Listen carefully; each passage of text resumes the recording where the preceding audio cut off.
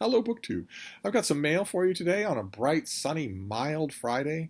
Type of day where you go out with your winter coat, your hat, and your gloves on and immediately regret it. You need a hoodie, and that's all to go outside. It's been nice and calm all day. I think a lot of rain is coming tomorrow. But I've been mostly enjoying the beautiful day from afar because Frida still isn't really feeling herself. She's still feeling a little poorly. Certainly doesn't want to go on long ground covering walks. And I'm indulging her, of course I am. If she doesn't want to go out, then we won't. If she doesn't want to stay out, then we won't. So I'm enjoying the fact that it's not freezing cold, but there's still mail. Mail or no mail, walks or no walks, there's still mail. So we've got a few packages we can go through here. It doesn't have to take forever, right? We don't have to take forever with this. What is this first one? Let's see here. An advanced copy of something. Huh. What is... Oh, my. Oh, goodness gracious. Oh, my. Okay. How wonderful. Oh, I could not be prouder. This is due in June, and it is called Hotbed, Bohemian Greenwich Village and the Secret Club That Sparked Modern Feminism by Joanna Scutts. And let me tell you about our author here. Joanna Scutts is a literary critic, historian, and author of The Extra Woman. She has written for the New York Times, Washington Post, New Yorker, and the Paris Review series Feminize Your Canon. She holds a PhD from Columbia University, and she lives in New York. And the thing that's missing, no ill will here, no bitterness, totally understandable, but the thing that's missing from that author biography is where she wrote before she wrote for any of those A-list venues. And that was Open Letters Review. And it was a delight. It was a delight to be one of the editors when a new Joanna Scutts piece came in. That was just a delight. You never felt prouder than when you got to run an author like this. And here's a book. How fantastic. So I don't have a sheet for this, but let's see here. On a Saturday in New York City in 1912, around the wooden tables of a popular Greenwich Village restaurant, a group of women gathered, all of them convinced that they were going to change the world. It was the first meeting of Heterodoxy, a secret social club. Its members were passionate advocates of free love, equal marriage, and easier divorce. They were socialites and socialists, reformers and revolutionaries, artists, writers, and scientists. Their club, at the heart of America's Bohemia, was a springboard for parties, performances, and radical politics. But it was the women's extraordinary friendship that made their unconventional lives possible, as they supported each other in pushing for a better world. It could be about avocado recipes. If it's by Joanna Scutts, I will read it. I will absolutely read it. Fantastic. So wonderful to see a book from her. So wonderful. Fantastic. All right, so that's Women's History coming out in June. We're just going to go on from here, although in a sense, no offense to these other books, but in a sense, it's all downhill from an Open Letters alumni with a new book. Let's see. Oh no, okay. Here's another copy of the Atlas 6. I'm going to block the beam there, but this is a double. So when we were talking about this, I've learned a lot about this since we last talked about it. Apparently this was an online viral hit before it became a book. And this book, the book version of that online viral hit, has added material that you won't have seen on Book Talk or anywhere else. So those of you who read this thing and loved it in that venue, in that online, that original Summits.venue, you have new stuff in this book. And it's rather nice. It's a rather nice production. And this is a double. So if one of you is out there and that fits the description, you're a fan of this book and you want the hardcover, let me know. This comes out on the 1st of March, so this is out already, but I'd be happy to send this to you. If you live in America, I'm not going to spend $75 to have it go missing sending it to you in Australia. So, but if you live in America, I'd be happy to send this to you. Just let me know. And we've already seen this. I was combative with the pub sheet because I had no idea of the book's history, and it's the pub sheet's job to tell me that instead of assume that I know that. But I don't have to be now. This is a dark academia fantasy along the lines of the million that you've read, where there's an institution that trains people in their superpowers, and it's got all sorts of harsh rules and harsh teachers, and probably lurking on the faculty is a teacher who can't be trusted, that sort of thing. Is picked up for an adaptation by Amazon, which beat out a number of bidders in a deal announced in December. Let's see here.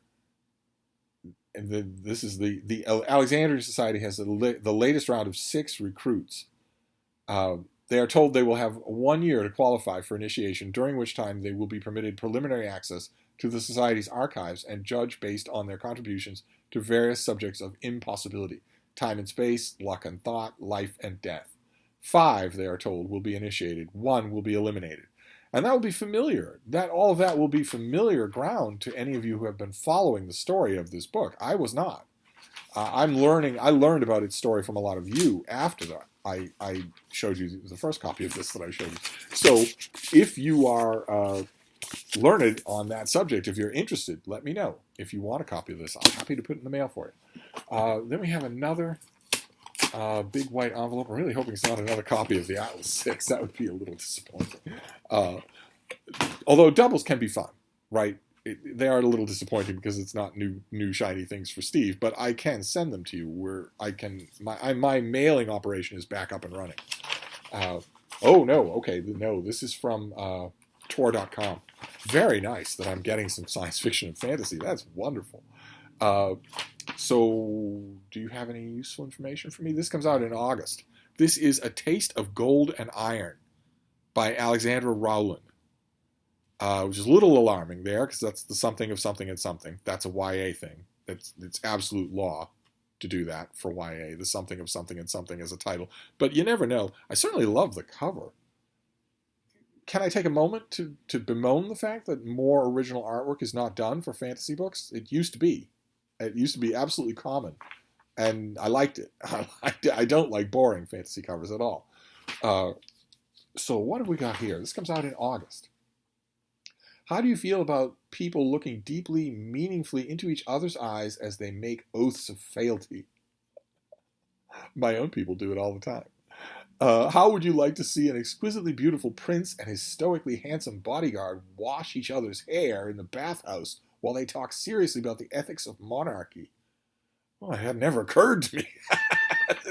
I don't know how much I'd like to do that, because it's never occurred to me. Do you like gladiator movies, Billy? Let's see here. And then, what if they kissed?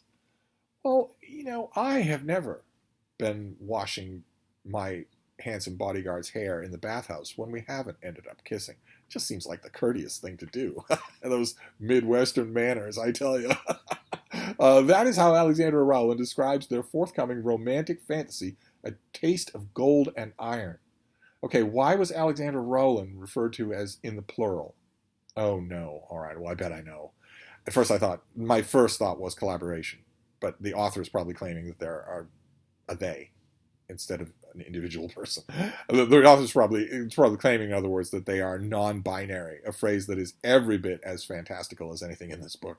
I'm not going to refer to anyone named Alexandra as they, but that need not affect the book. Right? That need not affect the book. If the romance amidst politics of Winter's Orbit captured your heart, or if you repeatedly swooned over Jocelyn's unfailing loyalty in Kushiel's Dart, or if the blossoming relationship between a jock and a scholar in A Marvelous Light swept you away. I've only read one of those 3. Have you? Have any of you read Winter's Orbit or A Marvelous Light? Are they good? Should I read them? Or if you're simply looking for a damn fine political fantasy with a heart-rending, soft, queer romance at the center, then you must read this book. Okay, well, we have they as a plural pronoun applying to a single individual, and we have forced cursing. So let's just move on. You may recognize Alexandra Rowland as one of the hosts of the 3-time Hugo-nominated Be the Serpent podcast, in which she discusses books, media, and the role of fan fiction in the literary conversation. So Be the Serpent, is Be the Serpent a good podcast? There, I'm not. I'm really asking about Winter's Orbit and A Marvelous Light. Podcasts, a lot of you recommend them all the time. I'm just not a listener to podcasts, I don't think. But I'd be curious to know if you know it and if it is really popular. As both podcaster and a critical acclaimed author in her own right, Rowland is very much a part of the same fan fiction communities that gave rise to breakout authors such as Tamsin Muir, Everina Maxwell, A.K. Larkwood, and Freya Marks. With a taste of gold and iron, they definitely... it's not all of them. It's just her. She definitely adapts the modern internet sensibility to her characters, while applying her background in literature and mythology to rigorous, historically based world building. The result is a glittering Ottoman-inspired fantasy. Oh, that sounds good. A novel that layers beloved tropes with a sprawling conspiracy of empires and centers the love story on shy Prince Kadu and his standoffish bodyguard, Evimer. If that isn't reason enough to dip into the glorious waters of Rowland's writing, her own description of the book is as powerful as a pitch can get. And then there's the author's description of the book. So that's what this story is. It follows Kadu, a prince of Arasht. He finds himself at odds with the most powerful ambassadors at court, the body father of the queen's new child. The father of the queen's new child, in other words, the body father. As opposed to what? The yo-yo father? So the father of the queen's new child. But this is really bad. This is the pub sheet is virtually a different language. I'll just have to pray to Crom and Mitra that the book is written in English, because the pub sheet is virtually a different language.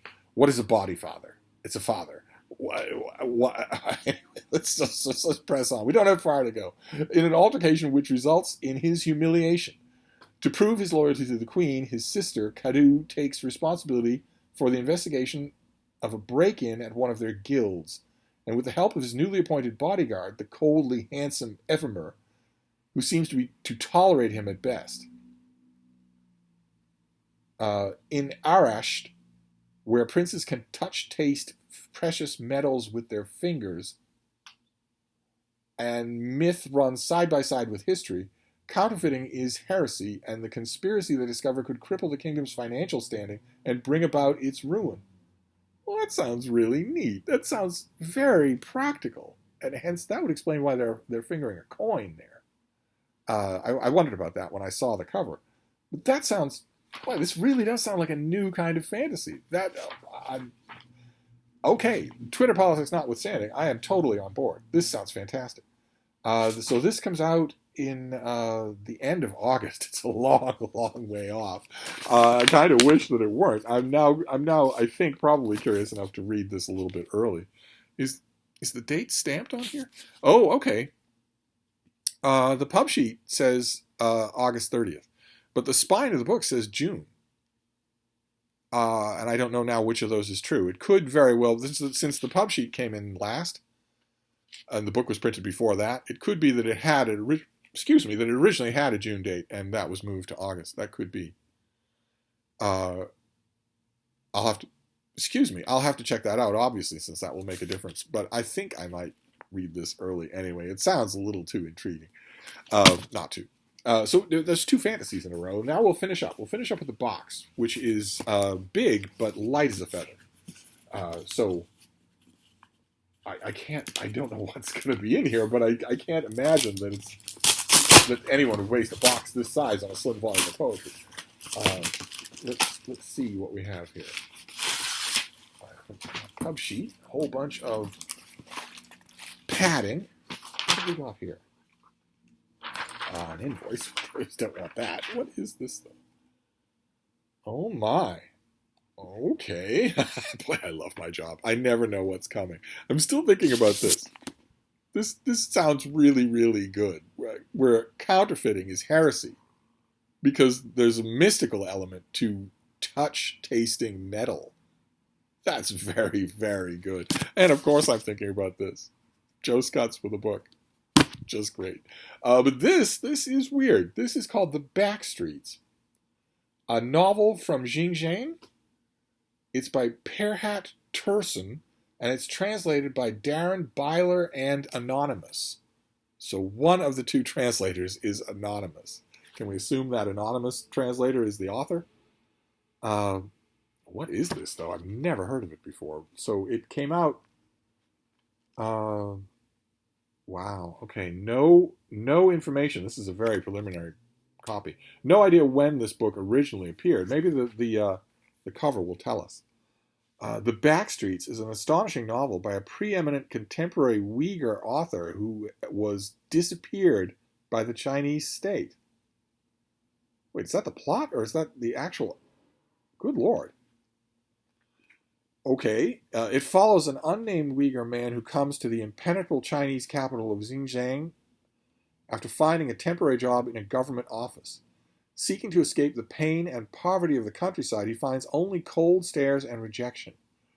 He wanders the streets, accompanied by the bitter fog of winter pollution, reciting a monologue of numbers and odors, lust and loathing, memories and madness. The author's novel is a work of untrammeled literary creativity.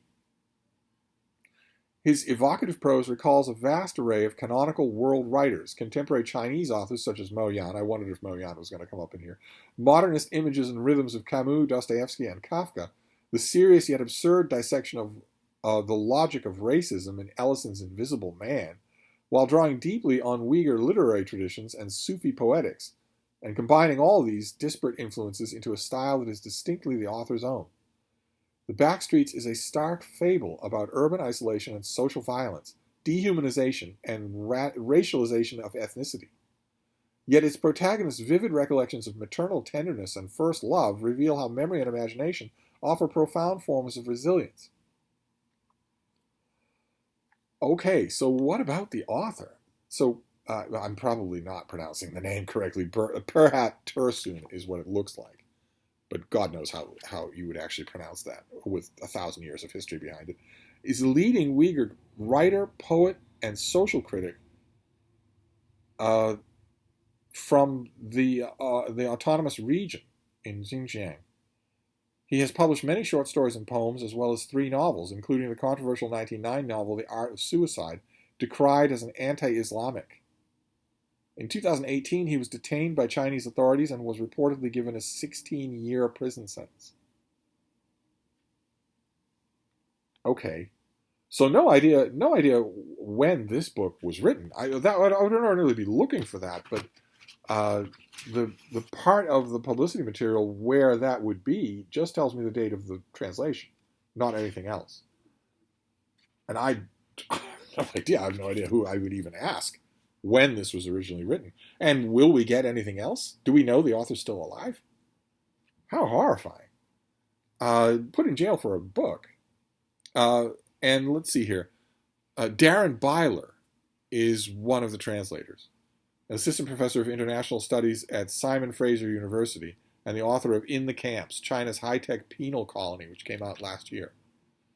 His anonymous co-translator, who disappeared in 2017, is presumed to be in the re-education camp system in northwest China. It sounds like the story of this book is more interesting than the book.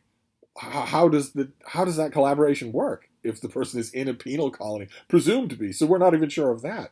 How does that even work? How could you possibly collaborate with someone if you don't even know where they are? And how, surely someone who's in a re-education camp in northwest China would have no access to the internet. I guess there's an introduction here. There's an introduction by, I assume, Darren Byler that will probably give me all the information that I need. Boy, I'm going to read that right away. No idea. This comes out in September. That's a long way away. That is right now the latest, the furthest away date of any book that I have. But So ordinarily my rule would be that I'm not going to read it because, I have a lot of books coming out right now to read. I can't indulge myself in reading a September release in March. But that doesn't apply to the translator's preface, right? I can squeak by on a technicality, right? That doesn't apply. I can still learn all about this book in the translator's preface and leave the book unread until later in the year. Wow, this comes out in mid-September. The Backstreets. What an amazing thing. What an amazing mail haul this has been. Okay, so we have a very strange novel, and a miracle that it even got to us. Then we have Hotbed, about an untold story about uh, historical feminism by Joanna Scutts, who I can attest is a wonderful writer. I can attest that. Then we have A Taste of Gold and Iron. More and more is coming clear here. Not only why the characters are holding a coin on the cover, but the meaning of the title. If characters can mystically touch, taste metal, then there you go. And also, I'm thinking gold and iron is also probably a stand-in for our two main characters and the love that they start to feel for each other. This is another one. This is a very tempting mail haul. I want to read the Joanna Scutts no matter when it's coming out. I want to read it right now because I've read a lot of her stuff. I want to read the at least the translator's preface to this thing, and I want to read this. This sounds fascinating. I want to read it anyway. That leaves The Poor Outlier, the Atlas 6, which I've already read. But this is also a bit of fun because it's a double. So, I ought to make myself much clearer on the subject of doubles on this channel than I usually do. If you want a copy of this, let me know. I'll send it to you. So there you go. That is the mail for today. Fascinating, almost from start to finish. So I've got a lot of reading to do, it looks like. But I'm going to wrap this up for now. That's plenty from me for one day, but I will be back. Thank you, BookTube.